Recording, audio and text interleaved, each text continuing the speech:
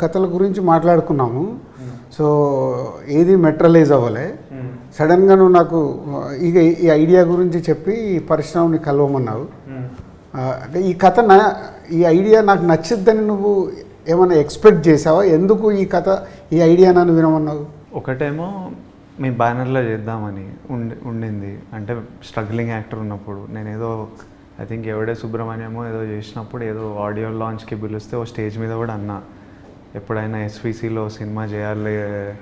నేను యాక్చువల్లీ మీ సినిమాలకు ఆడిషన్ చేసిన బిఫోర్ ఎవడే సుబ్రహ్మణ్యం 2 సినిమా కేరింత అని ఈయన వచ్చేవాళ్ళు ఇట్లా చూసేవాళ్ళు, మేము ఆడిషన్లు ఇచ్చేటోళ్ళం, అక్కడ నుంచి పంపించేటోళ్ళు.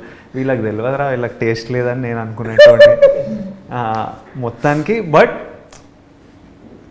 బ్యానర్ చూసినాం, సినిమాలు ప్రేమించినాం, మనిషిని చూసినాం, చేయాలి ఈ ప్రొడక్షన్ హౌస్లో అని ఉండేది. అండ్ దెన్ రాజు గారు గీతా గోవిందం అప్పటి నుంచి పెళ్లి చూపులు అప్పటి నుంచే రెగ్యులర్లీ మాట్లాడే వాళ్ళము, సినిమాలు చేద్దాం అనుకునే వాళ్ళం. నాకు స్క్రిప్ట్లు ఏవి సెట్ అయ్యేటివి కాదు. సో నాకు ఫస్ట్ ఆఫ్ ఆల్ ఇంట్రెస్ట్ రాజుగారితో చేయాలి, మన రిలేషన్షిప్ ఒకటి బిల్డ్ కావాలని.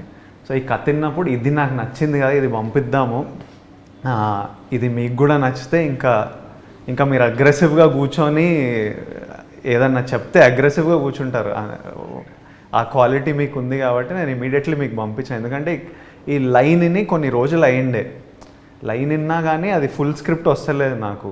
సో నేను ఇంకా మీకు చెప్పి ఇంకా ఇమీడియట్లీ డైరెక్టర్కి కూడా ఒక కన్ఫర్మేషన్ ఇట్లా అవుతుంది అంటే అన్నీ జరుగుతాయి కదా అని. పరశురామ్, సో నువ్వు కథ అనుకున్నావు, విజయ్ని, మృణాల్ని, బామ్మ క్యారెక్టర్ ఇందాక మృణాల్ చెప్పినట్టు సూపర్, అదర్ వదనలు, బ్రదర్స్, మంచి ప్యాకేజ్, కిడ్స్ అందరినీ బాగా చేసుకుంటూ వచ్చి, సో సినిమా మాకు తెలుసు కాబట్టి రేపు థియేటర్లో అందరు ఆడియన్స్ ఎలా చూస్తారు, ఎలా ఫీల్ అవుతారు, scene to scene I can imagination.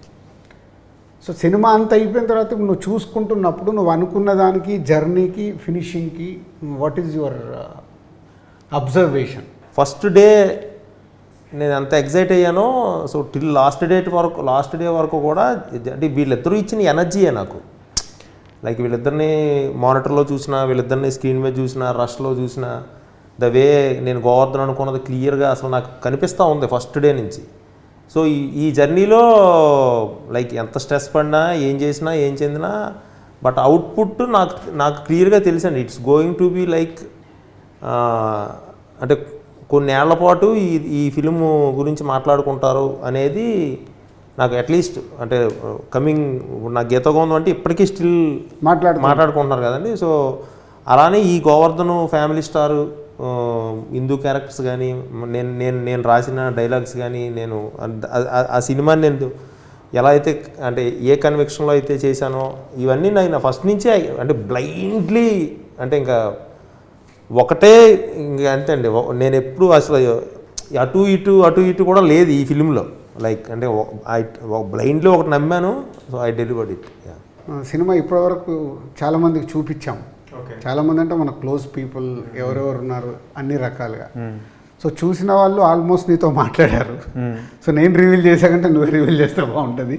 So ఒక్కొక్కరి దగ్గర నుంచి మాట్లాడినప్పుడు ఒక జర్నీ తర్వాత ఇంకా ప్రేక్షకుల దగ్గరికి వెళ్ళకంటే ముందు టీంతో పాటు ఎవరైనా ఇలా చూసినప్పుడు ఒక కాంప్లిమెంట్స్ వస్తాయి.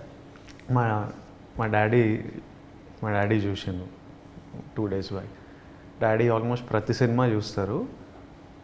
సమ్టైమ్స్ రిలీజ్ అయిన 1-2 nights ముందు చూపిస్తాం. అప్పటిదాకా సమ్టైమ్స్ ఎడిట్లో పెళ్లి చూపులు అనేది ఎడిట్ అవుతూ కొద్ది చూసేవాళ్ళు.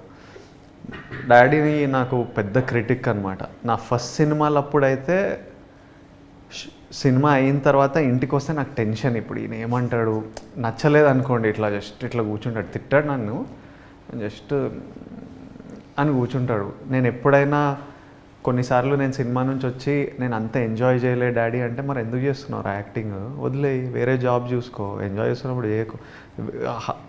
టఫ్ లవ్ అనమాట, హార్డ్ ప్రేమ, సాఫ్ట్నెస్ ఉండదు. Govardhan same Govardhan love. So కొన్ని సినిమాలు వన్ ఆఫ్ మై ఫిల్మ్ నేను చాలా కాన్ఫిడెంట్ ఉన్న సినిమా మీద డాడీ చూసిన రోజు ఉంది. చూసి కాల్ రాలే, ఏంటి డాడీ ఎట్లుంది అంటే, అదేరా చూద్దాం ఇంకా 2 రోజులు ఉంది కదా రిలీజ్, చూద్దాం ఇంకా ఆడియన్స్కి వదిలేయాలి అనే రియాక్షన్ గుడి విన్నా. అప్పుడు నాకు డాడీ అట్లా అన్నప్పుడు ఇంకా షేక్ అయిపోతుంది. అంటే అందరికంటే ప్రేమించే వాళ్ళు ఎవరు ఉంటారు, మన అమ్మ నాన్న.